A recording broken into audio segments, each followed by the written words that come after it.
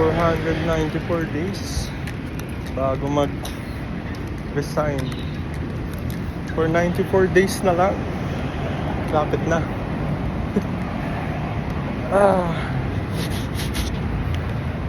Medyo maaga tayo ngayon. 8:30 pa lang. Dito na tayo. So, yeah. Ay, Alorica. Speaking of Alorica, kita ata kami mamaya ni James Bunoan, yung classmate ko sa PUP dati. Pero not sure kasi minsan nung nakaraan pinlano-plano pa namin, hindi rin kami natuloy. So tingnan natin kung anong mangyayari mamaya, kung magkikita na ba kami, kung masasya dyan sa Alorica. Let's see. Not expecting, but what happened, ha? It is what it is. Kung ano mangyayari mamaya.